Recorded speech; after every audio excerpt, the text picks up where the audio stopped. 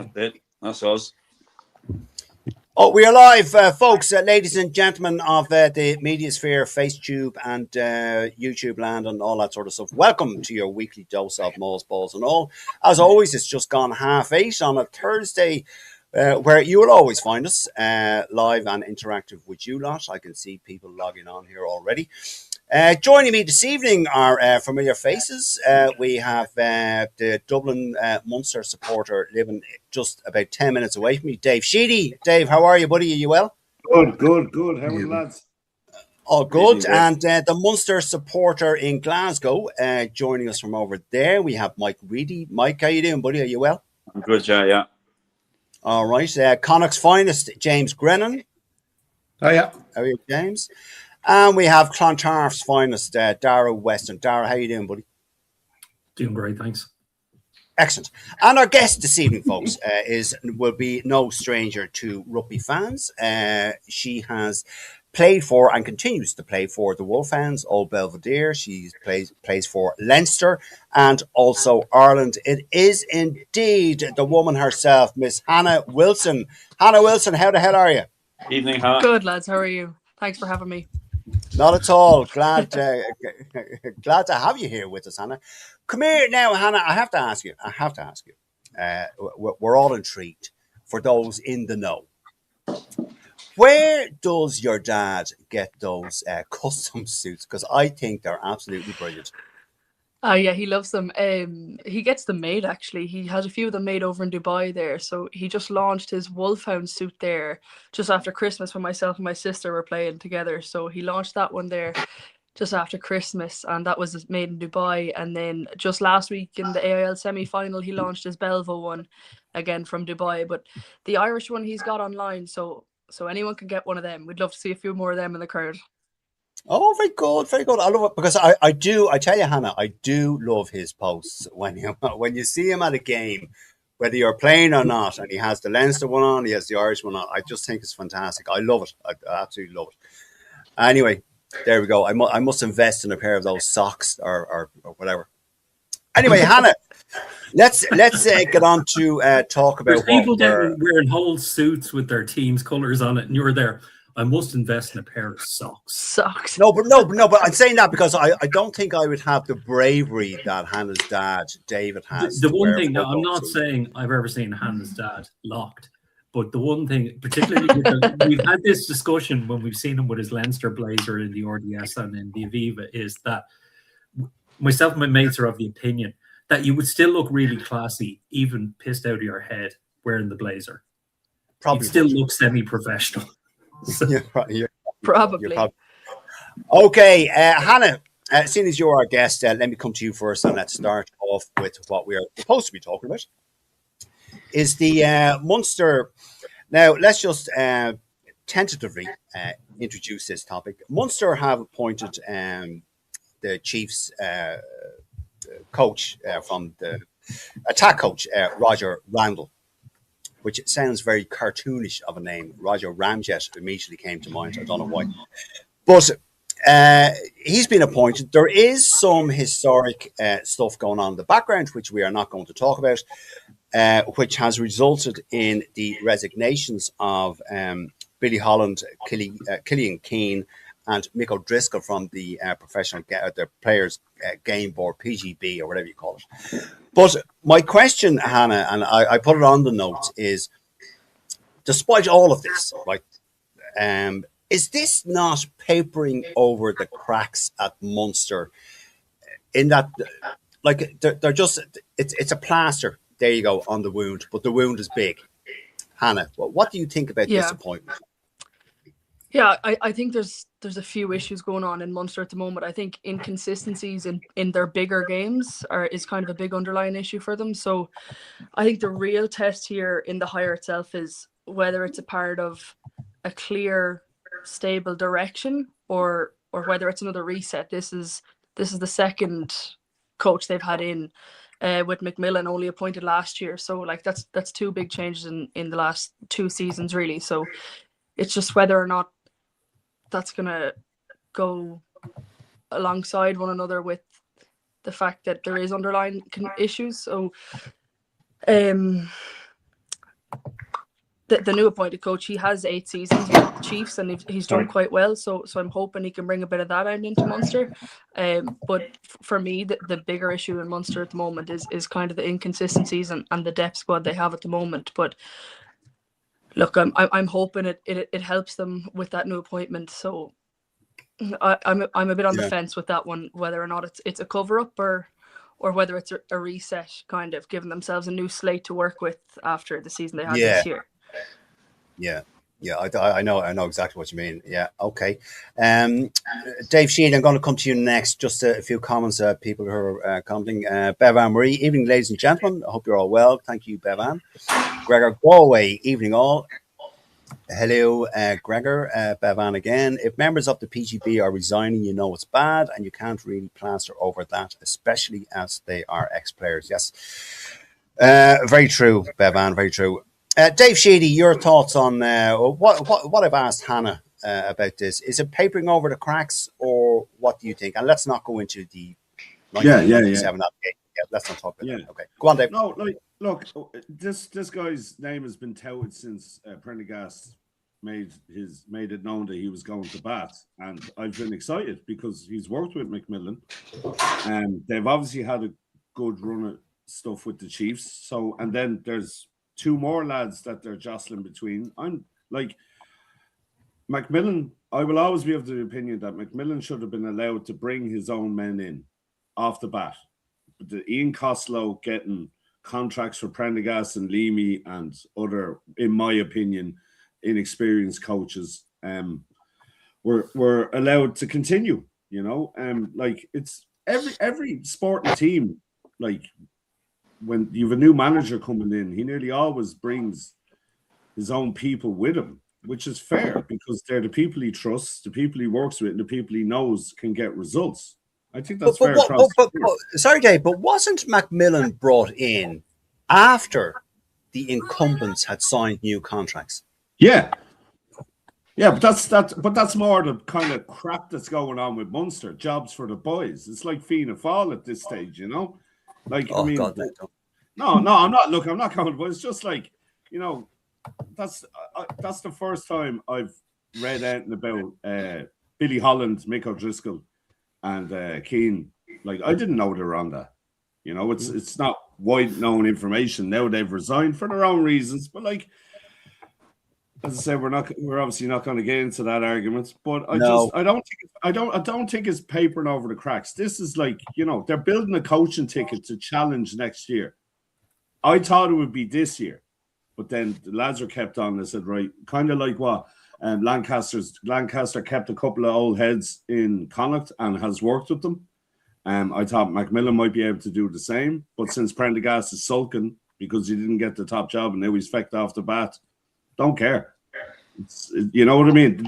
I have nothing against these people as players, but if they can't live up to the hype in coaching terms, then they just have to be moved on. And the inconsistencies in the last 2 years of Munster's play shows it that, you know, we need something new. We need a new direction. Like Wig had a direction in which he was going. And, you know, even though Conor Murray and a few people have spoke out bad against him, he got results on the pitch. He won us a fucking URC. And then they got rid of him for whatever reason. As we said last week, we still don't know. And then it's just been one massive game and then a run of crap games. One massive performance and then a run of crap games. And the Exeter game there 2 weeks ago was just the epitome for me of just, this is a rudderless team that doesn't know where it's going and it needs to freshen up. And come here, Dave. How many stars are on that jersey you're wearing there? 2. And I was at both of them, and I'm very proud of them. Yeah, very good. Okay. But in his defense, that's an old jersey. Now, the new jersey's still going to have 2 stars, but anyway. Okay, Dave Sheedy, would you agree with what Hannah said? That Hannah, you were talking about a reset, weren't you? You mentioned it's either a reset or what was the other phrase you used? You say it's a reset, or if it's just a reset, like they had after the last 2 seasons, again with the inconsistencies that Dave is saying, if it's just like a reset where they can start fresh off clean slate with a new coach. Yeah, Dave, what do you think what Hannah said there? No, she's right, but I think we all know it runs a bit deeper than what's on the field and what's in the coaching ticket. As we know now, Munster have financial issues. So, I mean, I said last week I want Declan Kidney in there. I want Flanagan gone. I definitely now want Costello gone. And I want this to get as bad as possible. So the whole thing has to be deconstructed and rebuilt again, because it's the only way now going forward. Brett Igo last week made a great point that the under-18s and the under-20 Munster teams are competing and beating Leinster, Ulster and Connacht, but that is not transferring to the senior level. Why? So okay. Let me ask your Munster, excuse me, your Munster comrade there, Mike Reedy. What I've asked Hannah and what I've asked Dave, is this the appointment of? I was going to say Roger Ramjet there, Jesus Christ. The appointment of Roger Randall, Mike Reedy. Is this a papering over the cracks, or as Hannah said and Dave said, agreed with, a reset going forward? Does it need to be stripped all the way back down to basics, as Dave was saying, from top to bottom? Mike? I'm not as well versed as Dave in the runnings of Munster rugby, to tell you the truth. I'm far don't know away either, Mike. but lads, it can only hopefully get better. Now, regardless of the history of this gentleman coming in, he's well recommended by Clayton McMillan, and he wanted him from the start. So I actually think, like everybody else would, that's fucking the normal thing to think. Like appointing coaches prior to bringing in a new head coach. Like what organization in any field would even do such a thing and think it's the right thing to do? He's come into a situation where he's had to work with guys he's never even met before and try to make the best of. And none of these guys were, like Dave said, even qualified to fucking do the jobs they were appointed to. And jobs for the boys, like, you know, it's been an absolute shambles, to be honest. And it looks like well, it's very apparent now there's other issues at the club, like financial issues, etc. So let's give the guy a go. We can't get much worse. Right. Okay.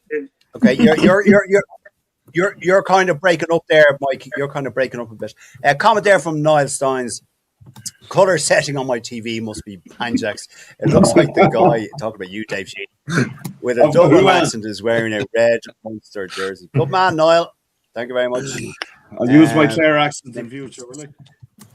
Let me see. Yes. Okay. Bevan Marie, agree, Dave. Look at Ulster. Mike Reedy.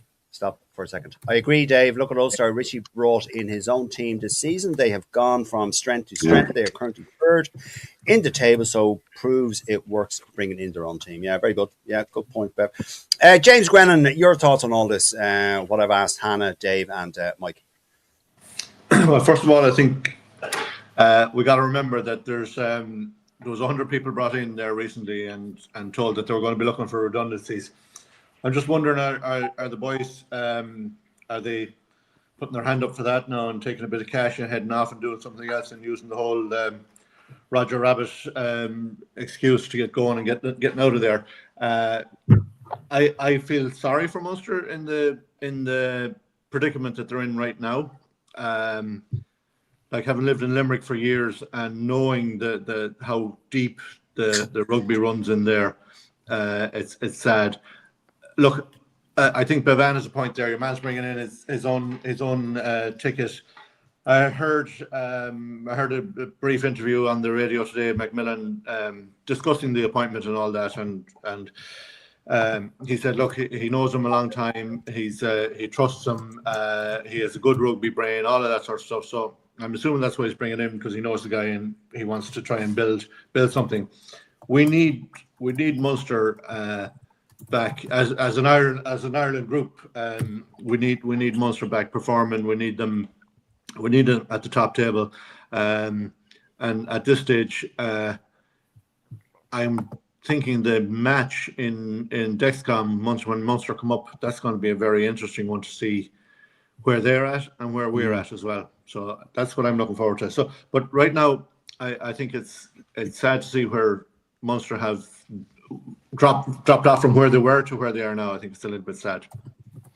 And listen, James, I wasn't aware of your trauma. I'm very sorry to hear you had to live in Limerick. It's just, Donegal O'Callaghan made a great point on their podcast that we don't want any of this fake sympathy. Okay, just fucking laugh at us for now, but we'll be back.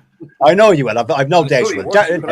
I did tell you about my trauma in Limerick, where Axel Foley almost killed me when he thought I was tipping his younger sister, his baby sister. Oh, yeah. You make your part. You did. Darrow Weston, hold on. Darrow Weston, your thoughts on all this? What I've asked everyone, and then we'll move on. Let's bear in mind, just on Grennan's point, there's two sides to that. Grennan had to live in Limerick, but the people in Limerick had to live with Grennan and his shite job. Let's just think of that as well. There you go. Yeah. And as a Leinster supporter, it doesn't bother me.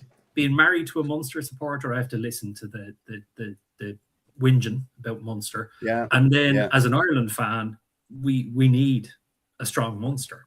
I mean, it's like, Leinster kind of, are starting to creak a bit at the moment in the front row because we're bringing in emergency cover like Ed Burns coming back from Cardiff on loan. Peter Dooley, apparently. Yeah. Is it Peter Dooley or Jackie Inter? Which of them? Peter Dooley. I think it's Peter Dooley. I think I'm not sure. I'm not sure. Well, Peter Dooley is due to come back next season, isn't he? Anyway, I think. But I know, but for short-term cover for the immediate. Yeah. So he'd be coming back like a month or two earlier, than the end. Yeah. Of the Okay. season. All right. But go on. I bet this papering over the cracks, though, Darragh. What do you reckon? I mean, look. I mean, it's the ideal thing when something has gotten to the stage where it seems like, it seems like Munster rugby isn't really being run like a business. There's still a bit of the old Alakadoo kind of old boys club element down there. And I mean, look, the IRFU will continue rolling over the loan on Thomond and things like that, and they'll give money as required. But in any other kind of circumstances, it would just something that gets, it's the fact they're having to lay off 100 people shows there's financial problems there. It comes down to not the management of the team, but the financial management within the company, Munster Rugby Inc., whatever it's called.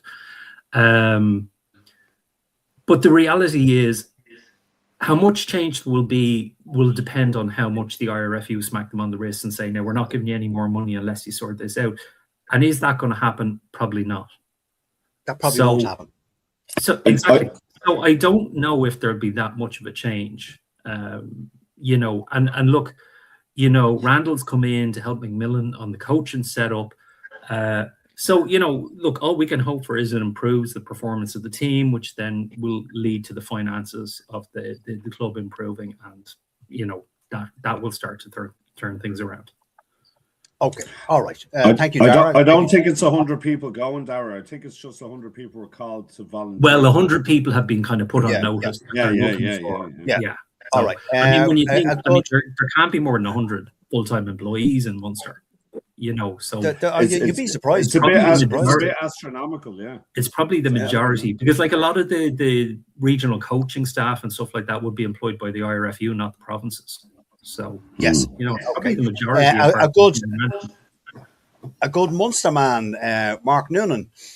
Two issues here, and neither about papering over the cracks. One is administration of the branch, and the other is how the lads perform on the pitch because they need to. Both need to be improved. Yes, absolutely, Mark. Yeah, and Hannah, your dad has been on. Oh God! No. He says, "Thanks for the mention of my rugby wardrobe, Peter and crew. Keep the Wilson flag flying, Hannah. Doing a hard launch of my Port Dara suit at their under 28 match versus that one. Thank you, under David. 18s, I'm assuming. Or under 18s. Sorry, yes. Yes. Just his glasses, I say, aren't on. Well, I so very good, Hannah. All right. Bevan Dooley is end of contract and will probably be going back to Leinster after the SA Tour. Yeah, probably. Jack Ainger is apparently off to Munster next season.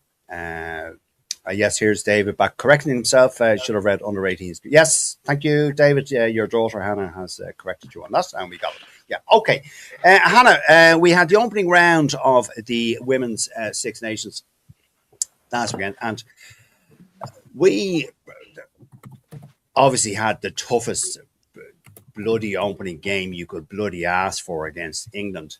But the final score being 33-12, England winning that.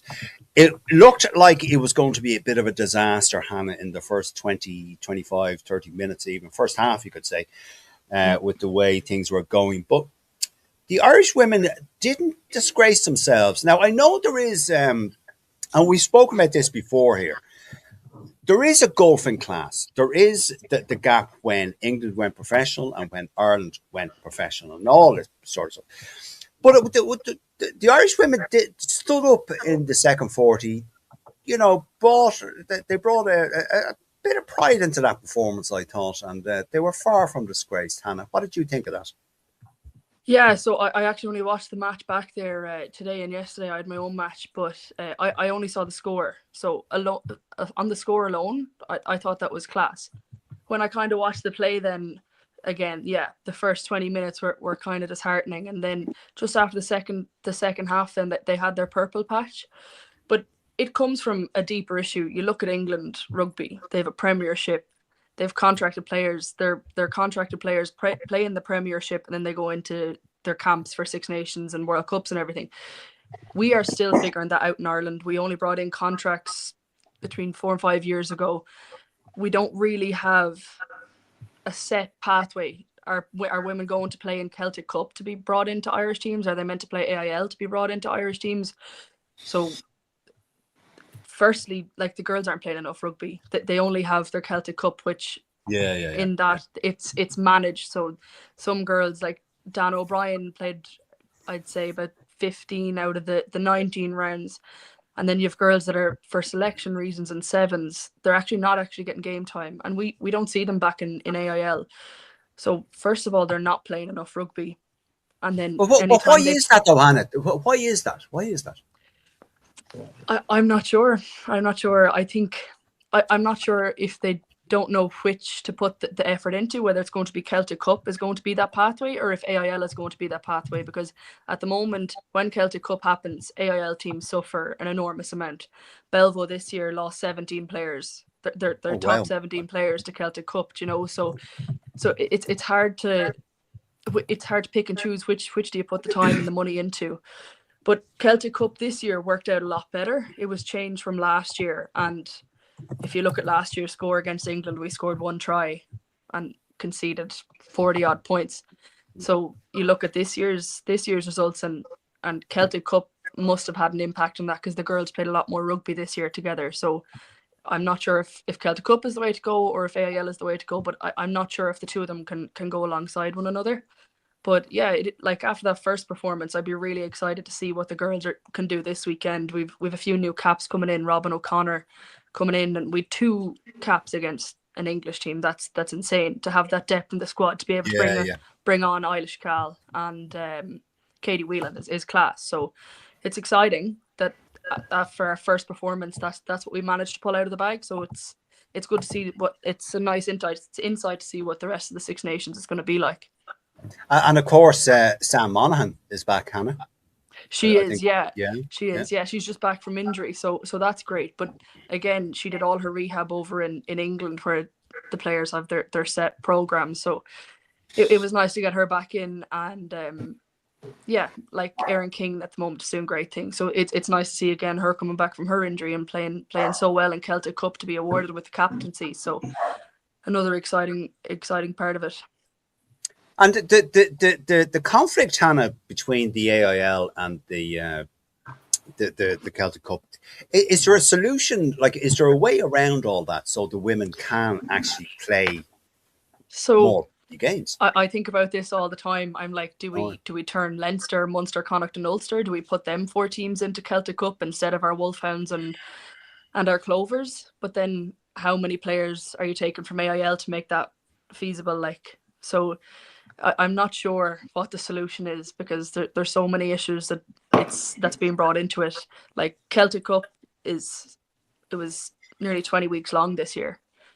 Yeah. And then you only have 4 matches with Leinster in your interpros. So do you cut out the 4 matches and enter your 4 provincial teams into it, or what's the way to go? So Yeah. it depends. One of them is going to take a hit. Like, if that's the way we go, AIL is going to need a revamp, which we are having next year anyways, top 6 and bottom 6. So maybe they're already planning for that.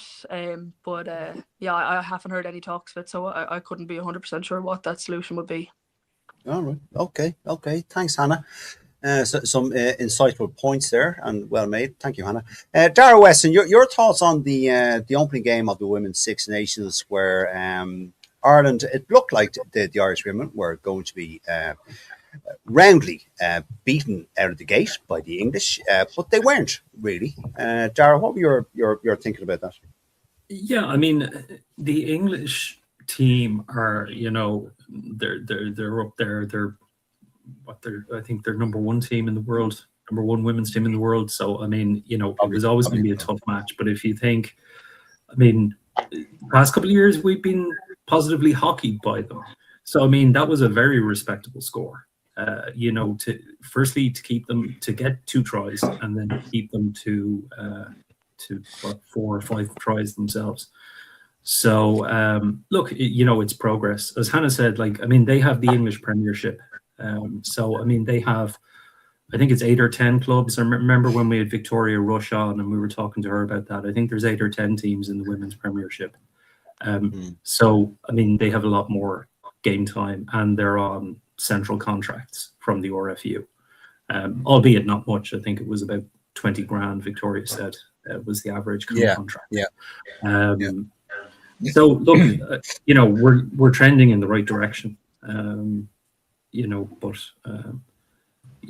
something needs to, I think certainly more resources would be good. More resources, and Dara, and as Hannah said, more game time. Yeah, right? yeah. Really.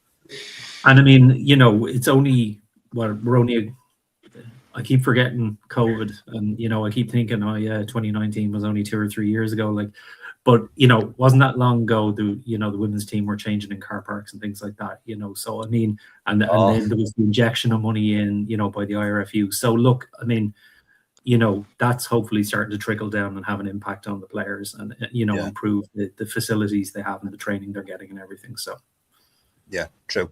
They're very true, Darius. James Grennan, your thoughts on that? And I presume you were watching that game with your daughter, Maeve. Yeah, we were. We watched every minute of it.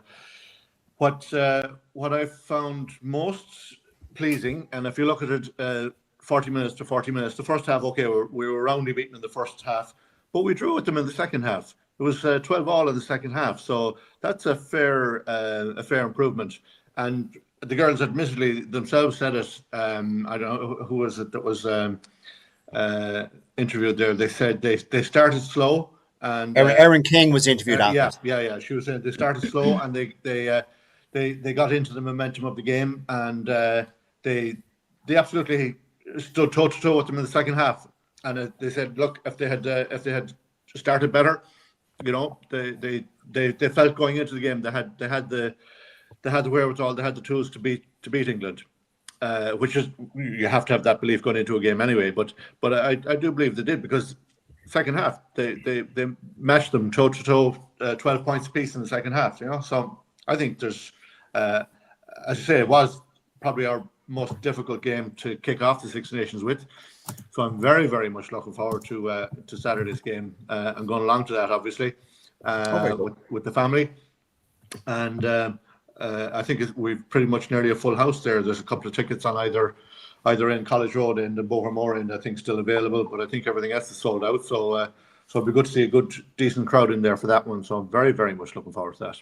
And the game, the English game, of course, was a record breaker as well, which is great to see. Over 77,000. Yeah, 300 and something, I think. Yeah. Yeah, absolutely. Yeah. Okay. That was Sorry, I just actually that was their 34th unbeaten match for the Red Roses, Yeah. Peter. So that shows how dominant they are. Yeah. All right. Okay. Mike Reedy, before I come to you, let me just see here. Mike Sheedy, regular viewer. Mike, Munster background team have no game plan, but the Munster players have to do that. They saying something is up. Munster players will make proud again next few games in the URC 2026. Yes. Okay. Mikey. Bevan, it's a hindrance or an advantage that a lot of our girls play for teams. Sorry, it's a question. Maybe, actually, Hannah, there's one for you. Maybe you can answer that. Is it a hindrance or an advantage that a lot of our girls play for teams in England? Hannah, I'll let you take that. I think with the setup that they have, the girls, they don't really have a choice. Like you see Aoife Wafer, Brittany Hogan, Tash, all them girls are heading over. So there's a reason they're going over there and they're not staying here. I think it does boil down to game time. If Aoife Wafer was to stay here, how much game time realistically would she be playing? She'd only be playing a handful of the Celtic Cup games because she's just so prone to injury, unfortunately. So it really does boil down to game time. Again, Brittany Hogan, the only game time they had last year was Celtic Cup, whereas now they're going over to play week in and week out. So I think for player development, it's important for them girls to get game time, but it's not good for us obviously in Ireland because we don't get to see them week in and week out, and they don't get to play with the girls. So it's a bit of both. It's great for them, not so great for us as a nation. Yeah, but I suppose, Hannah, as a player, as an Irish player, it's better that they do get regular game time, which then would equate to them playing in the English league, which would be the girls heading over there. It puts pressure on the IRFU to say, like, we have to go abroad to get game time. Like, something needs to be done here. So again, they're standing their ground, which I think is class. So hopefully the IRFU do something about it now. Yeah, well, you never know. Yeah, absolutely. Yeah, no, I agree. Absolutely, I totally agree with you. Yes. Niall Stein's the oracle of everything that is rugby. Canadian women's team are ranked second in the world. That blows my mind. Fair play to them. They're much better crack than me. Thank you, Niall. Thank you, Niall. Thank you very much. Key analysis of any rugby team. Are they better? There you go. Yes, there you go. He never lived in Canada anyway. Well, there you go. Yes, Dave Sheedy. Sorry, Mike Reedy. I'll come to you. Go on. Give us your thoughts. I'm impressed with the Irish women's team every time I see them now. They're getting better game on game. They have been for the last 2-3 seasons. I mean, they changed the head coach and it made a massive difference. Yeah. And he's brought them on leaps and bounds. Listen, playing England in the first game was always going to be a hill too great to climb, being honest. I mean, they're not the number one team in the world, and they're quite a distance number one team in the world. I mean, I think the Silver Ferns think they could have. They weren't very impressed with the game last Saturday anyway, but let's wait and see what happens when they play each other. Our women done excellent, especially in the second half. They started off a bit slow. Maybe they were a little bit overawed. Like, you're playing against a really top team, and we got bullied a little bit in the set piece. But you know, when they got their act together and they scored 2 very good tries, Anna McCann got an absolutely outstanding finish. Her try. World class. Yeah. Well, 100% it was, and you know, we played well. The left winger Crow, what's her name? Crow was Emily Murphy-Crowe. Yeah, well, what's happened to her, Anna? She's pregnant with twins. Oh, right. Oh, that's yeah. So you know, she's bloody well out at the done. moment. Like, I'm joking. I'm totally joking.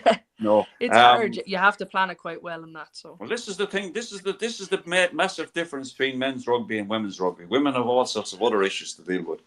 Yeah. But you know something. Did you take that size 9 out of your mouth there, Mike? Did you? No, I'm okay. I genuinely didn't know why she wasn't there. I thought she was maybe injured or something. She must have lost. I think pregnancy is a good reason, all right? Yeah. I'd say we'll let her off with that one. No. She's a fabulous player and a big loss. She is. But do you know what? I am really looking forward to the game on Saturday. I think we'll beat Italy. There's no question about it for me. We'll beat Italy. We beat them in Rome last year or wherever it was we played them. Well, we have a double header this weekend, Mike. The under-21s are playing as well. So, Are they? Yeah. Well, we have a triple header. We have a triple header in our house. Yeah. Well, Mike is all over the research on this. Sorry, go on, James. Sorry. I don't do research, you know that. That's why I put my big foot in the door minutes ago. Maeve is playing in the final of the place down in Craig's RFC on Saturday morning, so we have an hour and 10 minute drive from here down to that. Rush back. Maeve needs to put on the makeup and meet her friends, and then head into the match and all that. And then Donal has a game in Galwegians as well. So we have a busy rugby day on Saturday. Oh, very good, very good. Yeah, okay, so let Murray drive. It'll only take her about 40 minutes to get down there and back. Well, there you go. Yes. Dave Sheedy, your thoughts on the Irish women, their opening game against England? As I've said, sorry, go on. No, I'm not going to succumb to the mistakes of Mike Reedy. I saw no rugby this weekend. I was working flat out all day Saturday, unfortunately, and Sunday. Oh, I can't even spoof it, man. I saw nothing. You're a cop out merchant. I'm not putting my spoofer out like you. But yeah. Anyway, for a favor, he says he doesn't do Nixers, but yet he was working all day Saturday. Oh yeah. Our colleague Claire Devaney. Hi, Claire. 2 years ago, talking about the Ireland-England game, 2 years ago, they beat us 80-10. So 33-12 is a better score, and the contracts offered are not great. I don't know what she was over time. What are the contracts? Hannah, do you know what the contracts there, what Claire was referencing? In terms of money, I'm actually not sure, because I know different players have different things. There's different tiers. I do know that. So new girls coming in would be on tier 1, but like you can get, like, look at Linda Dujang, for example. She has her contract. She had her contract. She didn't take one this year, but she had her contract. She had her sponsorship with Aldi. She had her sponsorship with Opel. So it is a lot what you make yourself. But no, I from what I've heard, the money wouldn't be great. All right. Okay. Yeah. Okay. It was mentioned on the Big Jim podcast. They had one of the Red Roses on, and she said it was about 20 grand. She thought the central contracts were with the RFU, and she also mentioned that some of the women playing for the Harlequins team didn't actually get paid. It was an amateur team. Yeah. Okay. All right. Okay. Folks, let's just leave that. Oh, by the way, Hannah, a quick prediction: are England going to be Grand Slam champions again this year? What do you think? Well, look at the form they're on, 34 wins in a row. So, yeah, I'd say they'd be strong favourites for this Six Nations. Yeah. I haven't seen anything about France, Hannah. I don't know anything about their team. Would they be a threat to England? A threat to England, I wouldn't be too sure. A threat to us, I think we fell very short of the mark in the World Cup semi-finals or quarterfinals against France with whatever went on in the refereeing room and that whole biting incident. But I think we came a bit short of the mark against them. So I think that's something we can really go after this year. So I'm super excited about that game. That's the one I'm looking forward to the most, because I think we left a lot in the changing rooms in that one. So they're more battle for us than England, I would say. And are you going to the game, Hannah? I'm going to the one this weekend. Yeah, I'm heading down for the double header. The French game it's either in Belfast or it's in France. I'm not 100% sure, but I'm sure I'll wander up to it. That's in France. It's in France, so not that one. Yeah. They're playing one more, I think, in Kingspan the following weekend. So I'll probably venture up there. Scotland and Wales at home as well as Italy. We'll see you in the Clan Stand, so Hannah, will we? Yeah, you will. And that big match in the Aviva, that's class. The first time they've ever played there. That one's coming up too. Yeah, that's the Scotland game. The Scotland game in the Aviva. Yeah, so that'd be good, all right. That one for sure. Yeah, great opportunity for them. Okay, Hannah, what I have you there, let's just move on to our next point. Hugo Keenan, he was obviously playing for Leinster last weekend against Sale Sharks. Hugo, Hannah, to me, and I think in general to a lot of Leinster fans, he adds a different dimension when he's on the park in attack. particularly when he's catching those balls, as George Ford was firing up those high balls and he was getting no change out of Hugo Keenan. He was catching everything. I think, like, he just, sorry, Mike, is there one for everyone or it's just for you? Well, I'm sure we can arrange it. Oh, okay. But Hannah, my question is, Hugo Keenan, he's now becoming, not now, but he is an integral part of that attack formation because he adds and he brings a different aspect to the Leinster attack. Sale had nothing in the imagination going forward. George Ford just said, I'm going to kick everything, no return. Hugo catching everything, and he made two tries anyway, I think, for catching the balls. But he's different gravy, Hannah, isn't he? Yeah, he's class. Like you said it there, under a high ball. And I think in particular, the lines that he runs off players, it's just class. Like, so I think he's very, very important in the Leinster team, but also, again, injury prone. Like, we haven't seen him for a good bit before now because he got that injury over in the Portugal camp. So do you play him? Do you wrap him? I'm sure that's what we're going to be chatting about. But yeah, I was just about to ask you, Hannah. Then, so yeah. Do you pause Hugo for the URC and keep him for the Toulon game, or how do you manage that? It must be quite difficult for Leo. Yeah, absolutely. But look at Jimmy O'Brien; he's been class as well, and Osborne too. Like, there's really good players for the back three. I would be under the impression to manage his workload and manage his minutes. Don't play him a whole 80.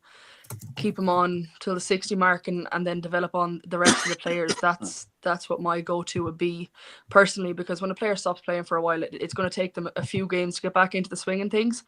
He won't have time for that for the European games. So I'd be standing by, just reducing his load and reducing his minutes rather than just pulling him completely.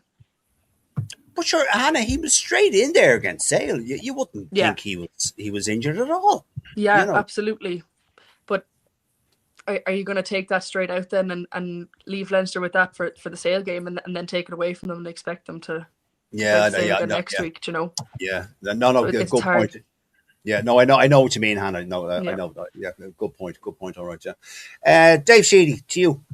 Hugo Keenan. Now, listen, great for Leinster, but it also translates into the national squad, for the summer tour and all that. Hugo Keenan, back after injury, as I chatted with Hannah about, he just comes straight back in, different dimension in attack when he's running those lines.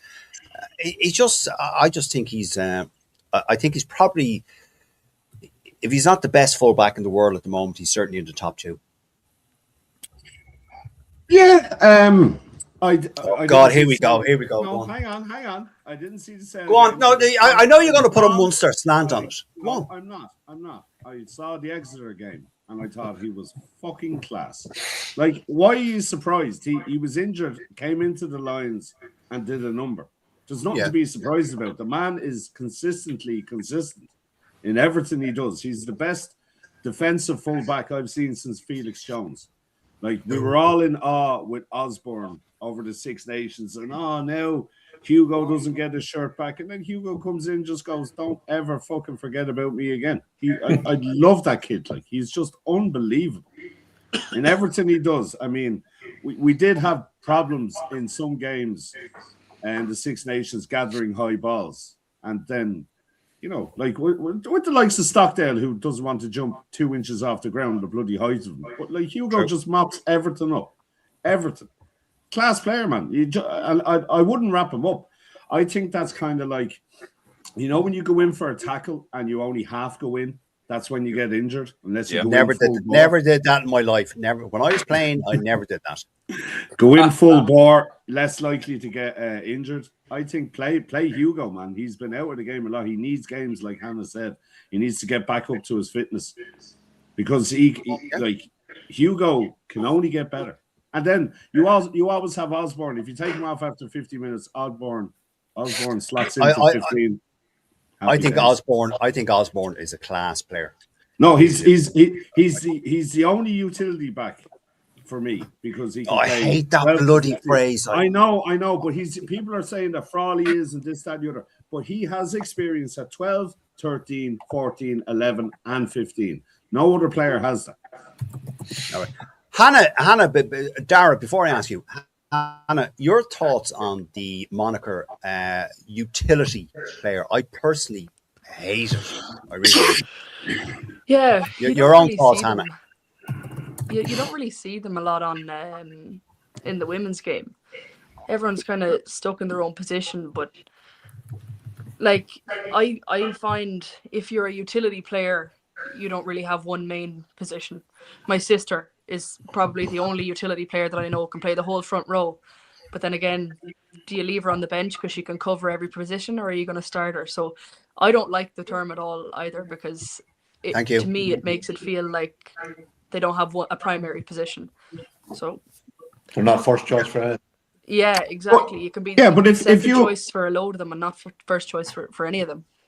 If you have experience in a lot of positions, though, that can only go for you.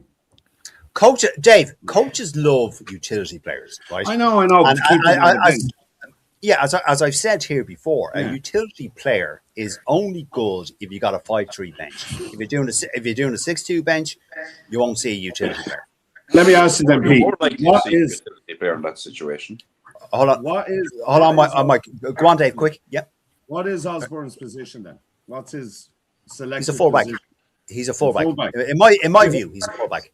Yeah, but then someone else's view he's a winger. Someone else's view he's. I know that, and I know, and that's the issue. We don't have that problem with any other player. No, well, we don't. But hold on. You're not going to get a utility player 1 to 8. No, well, I know. You might with 6, 7, 8. Sorry, you might with 6, 7, 8. That's only because the role of forwards are too specialised. Backs can. It's pretty much all the same thing. It's not. There's a huge difference. There's a huge difference. Hold on. There's a huge difference between an inside and an outside centre. We've had this discussion before. One waves to the girls and the other fixes his hair. Exactly. That's really funny. Mike Reedy. Mike Reedy. Oh God. I'll get through this eventually, Hannah. I really will. Go on, Dave. Done. I said it. Yeah. All right. Okay. Mike Reedy, your thoughts on all this? My thoughts are that I think I've actually forgotten what the question was. Now. My thoughts are that I think Hugo is having a personal go at me. I think Hugo Keane is having a personal go at me for suggesting that he was going to have to fight for his fucking short back. I tell you what. Okay. Listen, make no mistake about it. Prior to his injury, Hugo Keane has been the best. You said in top 2, he's a mile ahead of anybody else at fullback in the world for me. No question about it. What about Ramos? He's equal to Ramos, I'd say. He's miles ahead of Ramos. Miles ahead of him. Ramos couldn't tackle a fucking fish stopper. Thank you. Ramos is a dreadful defender. Hugo Keane is probably the best defensive fullback. Like he's miles ahead of Rob Kearney as a defensive fullback. Stop it! Stop! He is. Wait, no, he is. All right, okay. I'm not tolerating any anti-Rob Kearney sentiment. There's no anti-Rob Kearney at all. I'm just saying. It's my show, and I say what I. Hugo Keane is the best fullback in the world, no question. Absolutely. He's the best defensive fullback I've ever. No, he is. He is. No, you're right. Okay, thanks for I know when I did say Jamie Osborne, and I do like young Osborne. I think he's a fabulous player as well. And I don't have a problem with utility players like you do, because it's better to have a fucking utility position than no position at all. Excuse me, Mike. It's not just me. Hannah doesn't like them either. All right. Well, Hannah, I'm sorry for you as well, Darren, but I don't agree with you. That's okay. Ask Razzie. Razzie wants to play fucking forwards in the backs and vice versa. Well, yeah, that's him with his bomb. That's the way forward, apparently. Shite that he goes on with, yeah.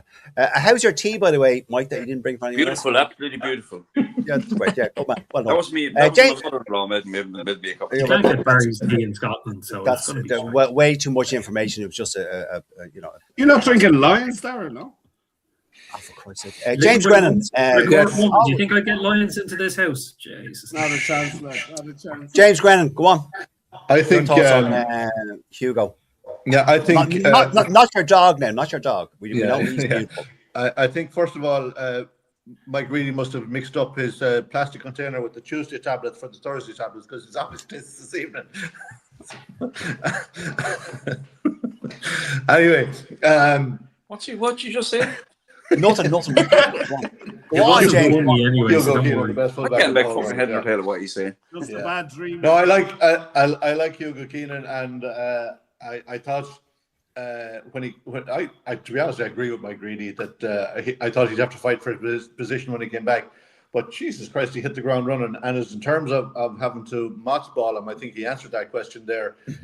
If you do mothball him and you keep him for the big games, he'll come in and he'll do a job from the get-go. He doesn't even need to warm up. He was just epic the last day.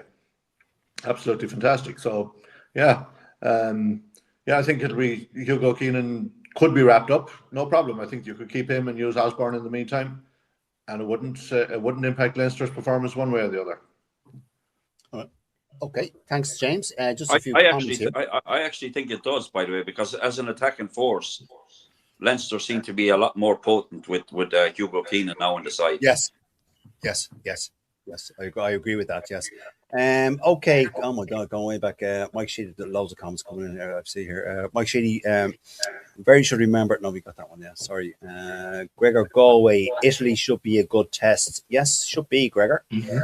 Let me see. Bevan, what is Bevan saying? I love the fact that Berto passed the ball to Hugo to score the try, and since he's been back from injury, he scored a try every single match. Yeah, very true, Bevan. Mark Noonan, I'm going to disagree with Mark on this. Mark Noonan, Osborne is an out-and-out 12 and should be treated as such. 13, I think. Mark, I don't know. Here's someone saying hello to you, Hannah. Is Amy Galvin. Hello, Amy. Girls watching the podcast. Oh, there you are now. Okay. All right, moving on. Sticking with Leinster and Ireland players, Hannah. James Lowe hasn't put pen to paper yet, right? Yeah. Now, the longer this goes on, now I suspect he will, right? I with the World Cup coming up, I suspect he will, but it doesn't really instill confidence. People are asking questions. Why hasn't he? There's been 3 or 4 Leinster players have renewed their contracts. Scott Penny, and a few others, but James Lowe hasn't. Like, is he? I mean, we got Tommy O'Brien there as well. Is Tommy O'Brien? I was going to say in danger of, but that's not the right phrase to use. Is Tommy O'Brien slowly taking over? Not slowly, but he is taking over James Lowe's position, Hannah. Or what do you think? Your thoughts? Come on. I think Tommy O'Brien, class. I love him. I think he's class. I think he's had a seriously good season this year. I think he's still in what we would call the development stage, where he's still quite young, and James Lowe is a lot older. So I still think he does have a lot more development to do, which is only exciting since seeing as he's so good now.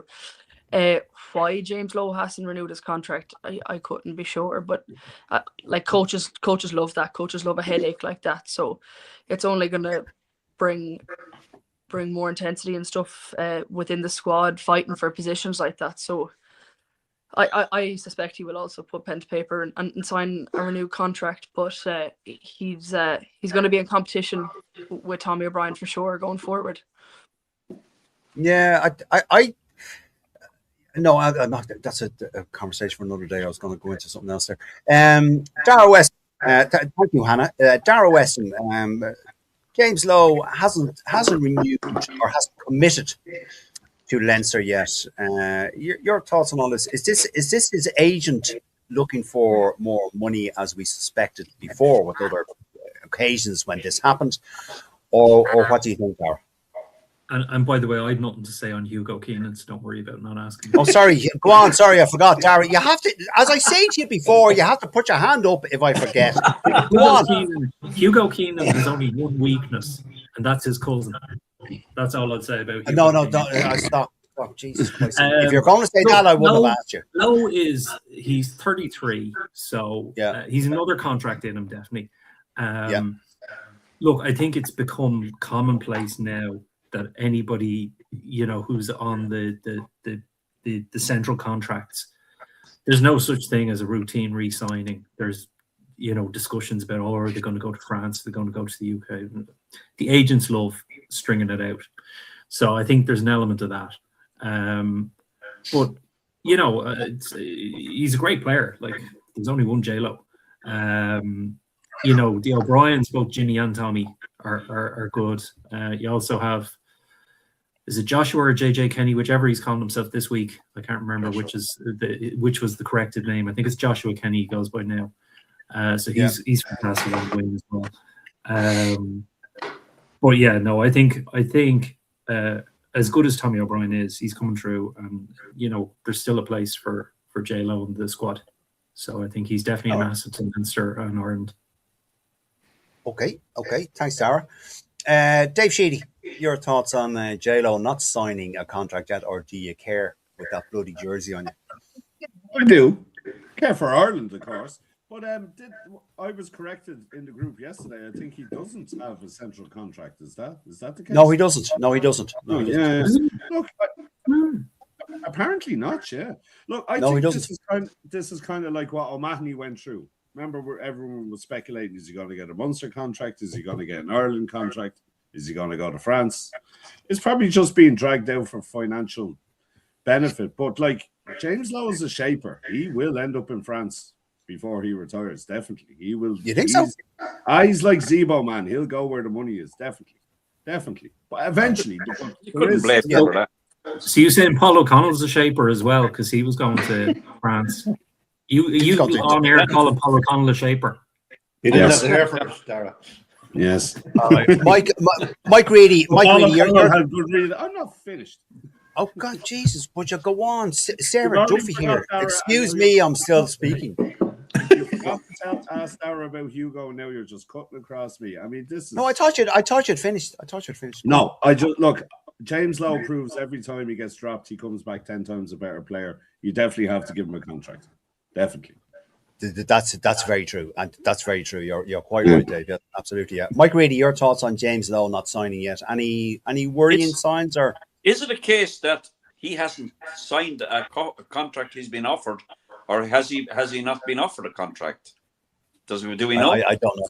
I don't know. Well, until he's offered a contract, I think if he's offered a contract, he'll stay. There's a World Cup coming up next year, and he'll fancy his chances of being in the squad at least for that. But Leinster aren't short of wingers. I love Tommy O'Brien. I think Tommy O'Brien is the best. Is absolutely. I think he's class. And Joshua Kenny is another. Wingers need to be fast. That's the modern game. You need speedsters on the wing. Joshua Kenny, Tommy O'Brien. Unfortunately, James Lowe. I mean, when your age catches up on you, it doesn't wait for anybody. So he's going to have to definitely fight for his shirt at both Leinster and definitely for Ireland now as well going forward. So, but there's definitely a contract to be there for because he's good to have in the squad. He's definitely good to have in the changing room, and he's a character, Mike, as we say. And rugby, our game needs characters. James Grennan, everybody's cup of tea, I mean, other fans around the world don't particularly. Yeah, he's like Zebo, fucking coach. Yeah, there you go. James Grennan, your last thoughts on this before we go on to our last topic, which is predicting the games. Go on. Yeah. I just think throw up Bevan's comment there. I think she pretty much says it all. I can see it in the background there, that one there. So Leinster go on. No, go on. You read it, James. Leinster have just started making the contracts for next season public knowledge. They were the last to start making their contracts public. I think he will sign until the end of the World Cup, but we don't know if he's signed, and they're just waiting for a big match to announce it, like they will win the Champions Cup, and they will announce it. It's all in the marketing techniques, and I agree with what Bevan says. It's a fair point.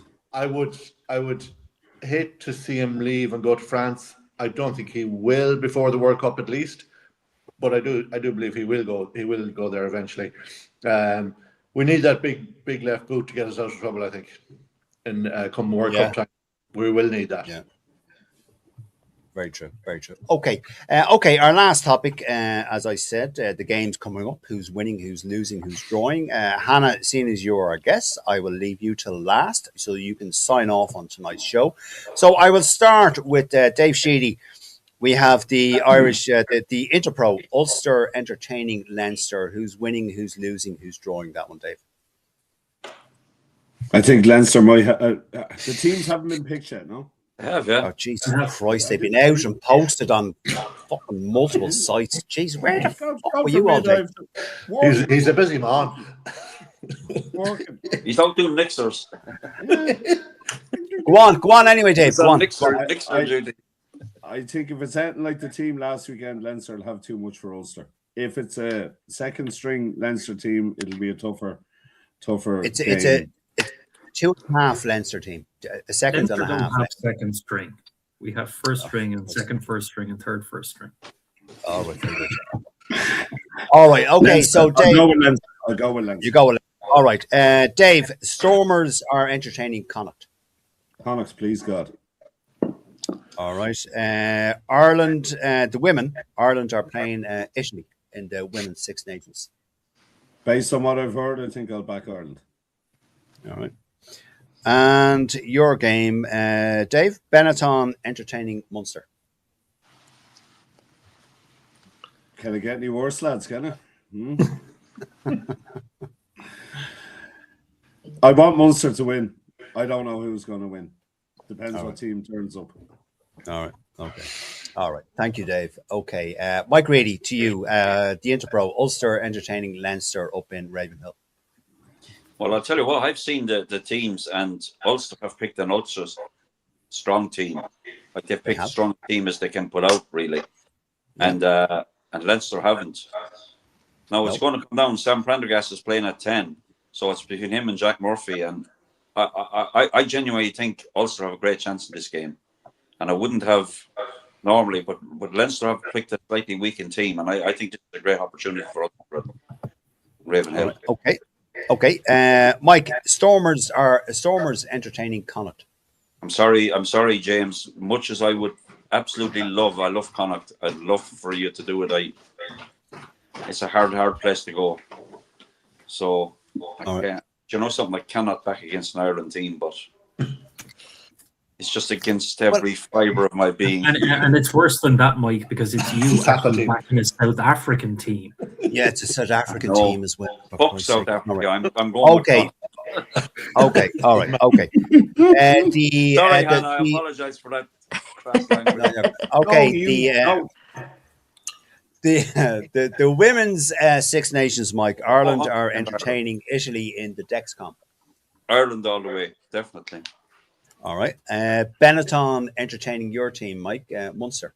Well, it's basically shit or get off the pot time for Munster now. So it's lads, if they don't win this, they get the game's a bogey anyway. But I'm going to go with Munster. Fuck it, I have to. They could get flushed down the pot, Mikey. Well, now, James Grennan, before I ask you, just a comment in here from Kevin Flanagan. Hi, Hannah. How did you find the change between AIL and the Celtic Challenge, and how was it playing alongside your younger sister? There you go, Hannah. Yeah, that's the first time it's ever been done in Celtic Challenge. Two sisters playing together, so that was very special. I've never played it before. So congratulations! Yeah, so for our first match together to be in quotations an Ireland jersey at senior level was very special. But yeah, look, the standard is completely different. I would feel in AIL going in on to Celtic Cup, I would feel it's AIL into provincial and then your Celtic Challenge. So it's a big step up, but being surrounded by the Irish senior girls is class. It's only going to bring on a player and player development. So yeah, big step, but very enjoyable. All right, okay, and thank you for the question, Kevin. Very good. James Grennan, to you. At the game's coming up, the Interpro, Ulster versus Leinster in Ravenhill. I think Ulster are going to have enough. They're playing at home. They're going to have enough, I think, to win that one. So, yeah, it'll be a tight a tight game, but I think Ulster by 3 maybe. All right. You guys, James, Stormers entertaining Connacht. Yeah, head and heart here. Yeah. It's a very tough place to go. I've been looking at the Connacht media stuff all during the week. There, they seem to be having a great time anyway. The boys are enjoying themselves, and it's all going. That's well. the main thing. Yeah, they'll be hurting after last weekend, getting knocked out of the Challenge Cup. So I'd like to see a bounce back there, but it's going to be a hard ask to win that one. But yeah, hopefully it's a slender Connacht win on that one. All right. Okay. One. All right. And okay. Thank you, Mike. Okay, James. The women's Six Nations, Ireland entertaining Italy in the Dexcom. Well, myself and Hannah will be at that, and we'll be shouting for Ireland, and I expect an Irish win there. All right. Okay. And lastly, Benetton are entertaining Munster. With all that's going on this week, it's hard to know where their heads are going to be. But I can't back against Munster. I think Munster will win that one. Again, it'll be a tight game, I think, though. All right. Okay. Dara Weston, to you, the Interpro, Ulster entertaining Leinster up in Ravenhill. Yeah, I think it's going to be a tight game, and be interesting to see how McCluskey does. I mean, the front row is a less experienced, shall we say, than last week for Leinster. But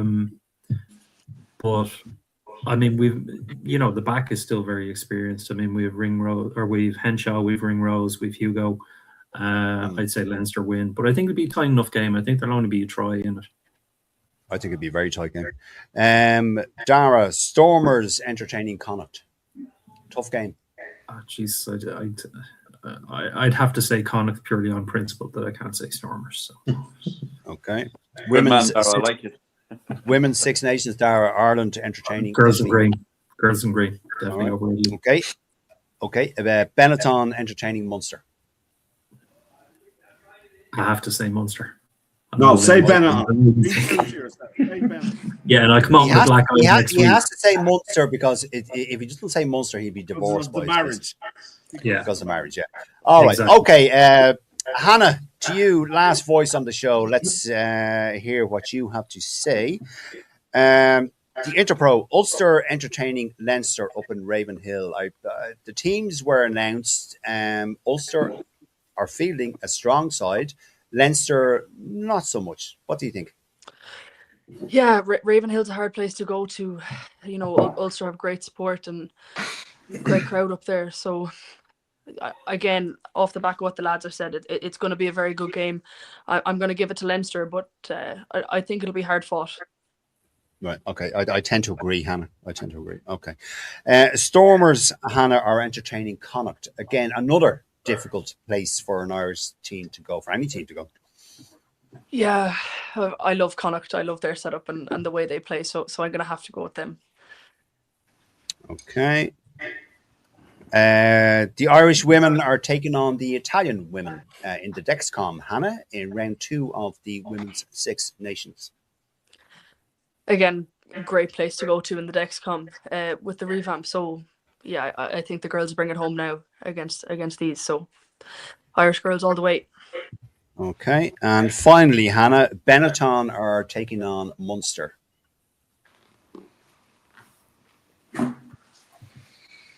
There's a lot of kind of home and home. Yeah, Yeah. I'd give it to Munster. I think Benetton are coming off a tough loss there last weekend, 44-41. So I'll give it to Munster.